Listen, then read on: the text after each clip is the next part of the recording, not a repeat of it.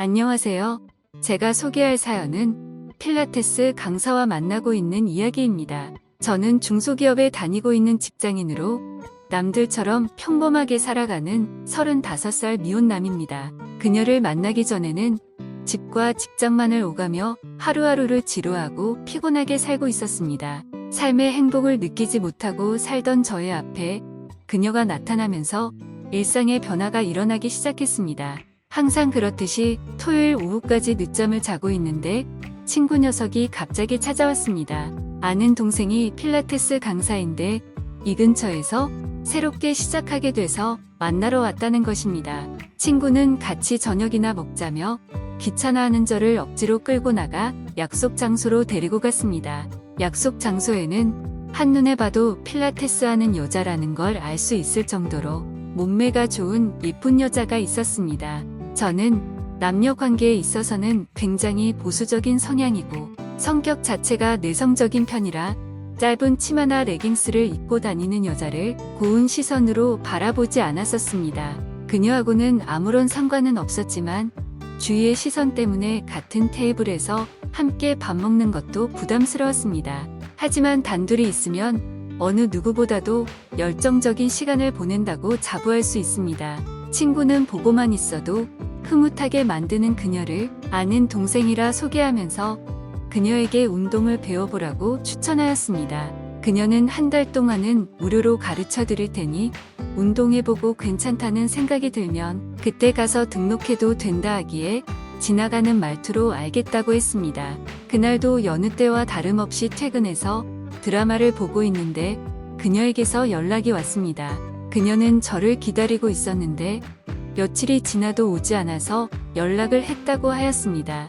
지금 수업이 없으니까 부담 갖지 말고 빨리 운동하러 나오라면서 이왕이면 강습 비용으로 맥주 2캔을 사다 달라고 하였습니다. 그동안 가보고는 싶었지만 왠지 남자 혼자서 여자들이 많은 곳에 간다는 게 창피해서 가지 못했었습니다. 못 이기는 척하며 알겠다는 대답을 하고 캔 맥주만 사는 건 센스가 없는 것 같아서 간단한 안주까지 사들고 갔습니다.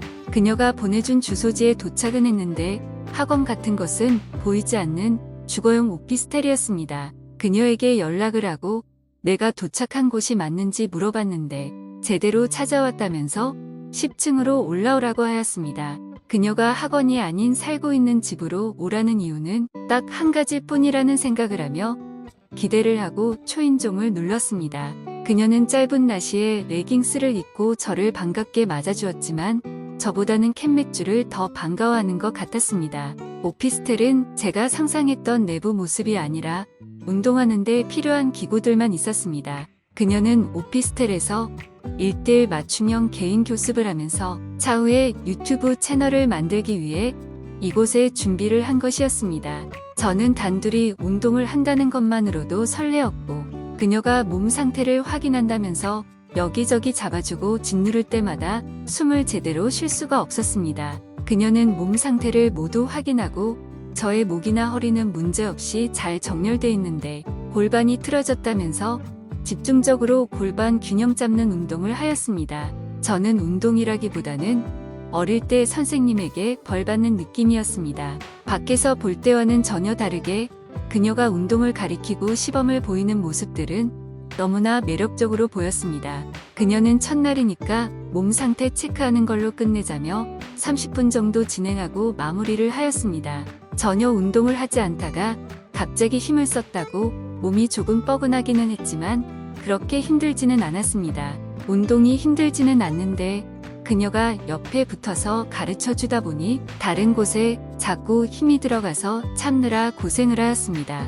그녀는 술 마시려고 운동한다면서 저에게도 맥주를 건네주며 함께 마시자고 했지만 저는 집에 가서 샤워하고 마실 거라며 거절했습니다. 그녀는 오늘 더 이상 수업이 없으니까 여기서 편하게 샤워하고 가라며 저의 팔을 잡더니 방광제로 화장실로 밀었습니다. 저는 깨끗하게 사용하겠다 말하며 샤워를 시작했고 샤워를 하는 중에 문이 열리더니 그녀의 얼굴이 보였습니다. 제가 너무 놀라서 몸을 웅크렸지만 그녀는 아무렇지도 않은 듯 등 좀 닦아 달라며 다가왔습니다. 다가오는 그녀가 이상하게 느껴져서 저는 더 더 이상 샤워를 하지 못하고 밖으로 나왔습니다. 가끔 상상했던 상황을 실제로 겪게 되니 당황해서 일단 화장실을 나오긴 했지만 조금은 아쉬운 생각이 들었습니다. 하지만 아무리 생각해도 이해할 수 없는 상황이라 그녀에게 간다는 말도 하지 않고 오피스텔에서 도망치듯 나왔습니다. 집에 도착하자마자 친구에게 연락해서 그녀와 있었던 일들을 전부 이야기했습니다.